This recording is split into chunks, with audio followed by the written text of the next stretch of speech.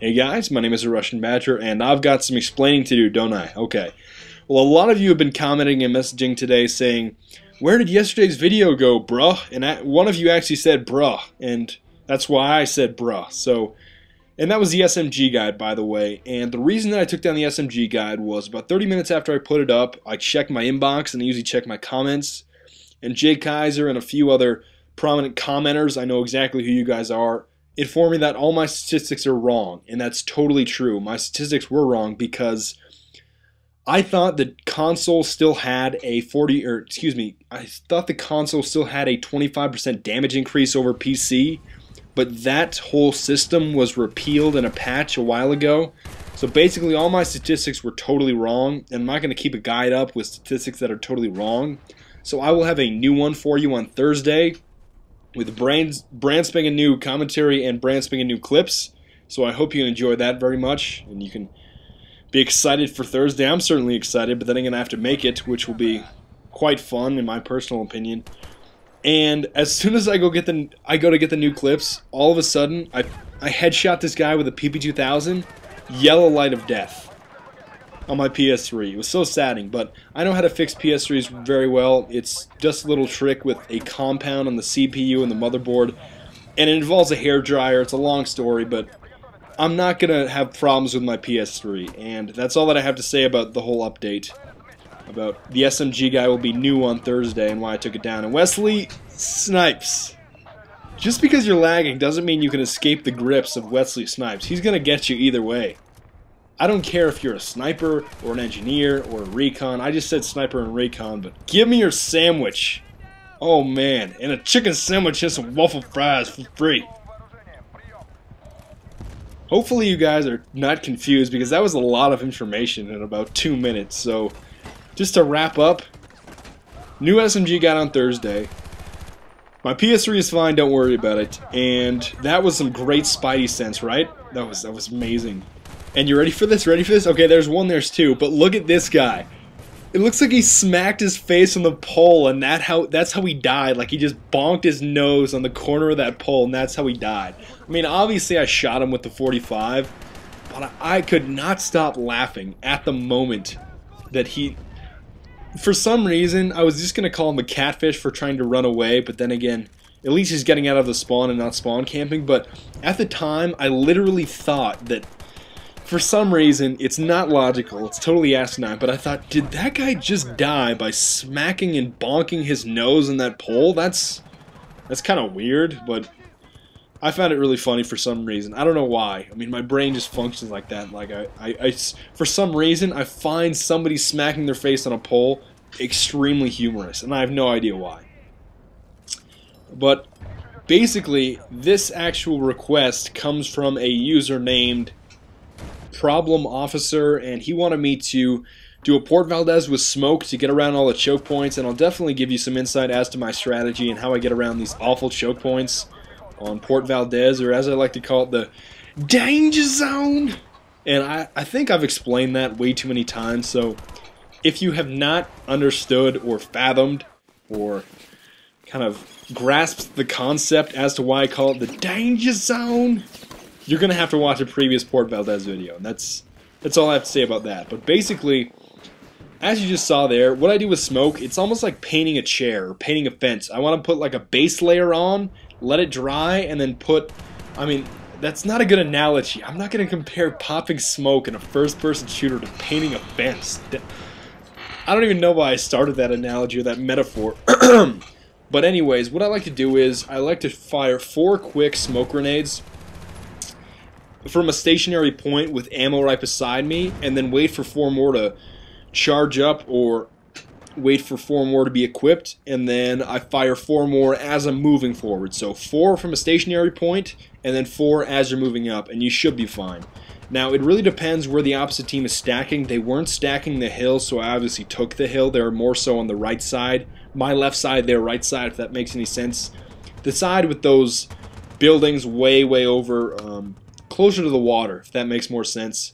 What I like to do here is, there was literally only, in the beginning part here, the first part, there's only about 3 people that were actually pushing up, and the rest were just sort of hanging out and loitering in the spawn, which I don't approve of at all, because I don't want you to be a trickster and just sit in the spawn all the time, because that really doesn't contribute to the team. But there was one guy, I don't know if you saw it earlier, but he was in blue. He's not on my squad, but he somehow sneaked all the way through and got B done extremely quickly. What I usually like to do is post up in one of these two buildings, and oftentimes I'll even switch back and forth between the two to get them confused as to, is he in that one or is he in that one? No, he's in that one, but clearly he's in that one, and it's sometimes it can be kind of confusing as to which one of these buildings I'm in because they look so similar. But I usually like to get back here, pick off any of the engineers that are around those big stones, those big stone concrete blocks that you can see directly ahead of me, and spam some smoke. So basically this does a lot of things. It forces the enemy from that position so that my teammates can move up. I usually go for engineers first because they're obviously a threat to the tank, and smoke helps in so many ways. I mean, that's pretty self-explanatory. It just blurs vision, so that is pretty clear to understand, I would think. And it's also awful when you have awful aim. But then again, with the XM8 prototype, for some reason, I feel like I'm cheating when I use it. It's like easy mode engaged, or like go gadget easy mode. Well, that doesn't make sense. Sometimes things just don't make sense at all. And that guy comes up the stairs, but this is going to be a little bit odd here. Okay, look, as soon as I turn away, a guy comes up the stairs. I just did not see him out of my peripheral vision, and he gets my dog tags. But you might think that the joke's on me because he got my dog tags. But the thing is, the joke's on him, and I'm victorious because if he's going to take the time to run all the way up into the building and knife me instead of shooting me from afar, that's time that he's not spending going towards the objective and trying to defuse it. So really, you are defeated, if I might say so myself. And I got team killed because I just spawned. I spawned at the wrong time and I got crushed by a teammate. But then again, if you know a building's about to come down and the charge is already set and it's about 20 seconds in, don't shoot the building, please. Don't try to steal somebody else's plant who actually planted it traditionally. Some people just amaze me how inconsiderate they are. And I know PS3, well, PSN and Xbox Live and online PC games are not exactly the core pinnacle of manners and being polite, but some Battlefield players need to stop and think, okay, is this a smart idea? And most of the time it's going to be no, but then again, a lot of these Battlefield players don't think that through, so if you could, by all means, and if I could ask you nicely, please be polite in terms of stealing other people's plants. I mean, like, for example, if an MCOM is close to being destroyed conventionally and somebody's already set the charge and it's like 25 seconds deep, don't put C4 on it, please. Like, that's just inconsiderate. Don't be a catfish. Just don't. And it's quite easy to infiltrate the enemy base when they all stack around the road. You just flank down the, I don't want to call it the beach, because, I mean, a beach is more so of a summertime thing, but in that little flank route on the left-hand side next to the water, it's absolutely wonderful. But for some reason, they decided to stack the left side of the road, my right side of the road, that's more so closer to the mountain side, if that makes any more sense. But basically, they stacked on the part where we were not, so it was so easy to move up. And they were also more so around A. It seemed like a lot of them were lurking around the crates around A. And there was 2 in a helicopter and a few in a tank, so really there was not a whole lot of infantry that we had to face up against, and it was fairly simple as it is. And here I was kind of debating, okay, am I going to go to the back of the spawn? And I usually have 2 tactics. Sometimes I'll hide. It's just beside these cinder blocks up here, and that's a great vantage point of A if you blow open the side of it. But then again, I have the 40mm shotgun right now. I don't have smoke or 40mm grenades because, I mean, obviously we're already through the really thick choke points, or excuse me, the really thin choke points, am I right? Because those first 2 choke points are the most difficult, but beyond that, it's really not that tough to get through these because there's such great flanking routes. But especially on that second set of MCOMs, it is a doozy, and it's not enjoyable to get through. But then again, I guess you could definitely say that although it is the most difficult choke point in all of Port Valdez, both the objectives are destructible in that second set, so I guess there's a trade-off, but it's still extremely difficult. So then what I ended up deciding to do is I just go to this back construction building all the way back here, and it works very well because you get a lot of the enemies as they're spawning, and you can call me a total catfish for being a trickster and coming back here and killing them as they spawn, but you know what, it's such a great strategy because it defends A so well, and I had a little spidey sense there. Sometimes I chase ghosts that aren't even there, but sometimes my headset just deceives me. And we get A destroyed fairly quickly, and for some reason I just can't hit this guy. I try one more time, and I am such a Carl sometimes. Just thanks, Carl, for missing him so many times that I couldn't even shoot him, and that's basically what I thought was going through the mind of the guy beside me, because sometimes I'll shoot at somebody and he doesn't want to steal my kill, so he doesn't shoot at him either, but then again I don't kill him, if that makes any sense at all. And I get killed by a...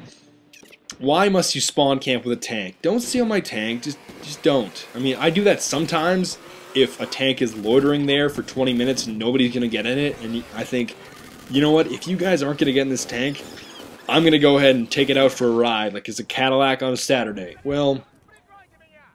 that also doesn't make a whole lot of sense, but you know what?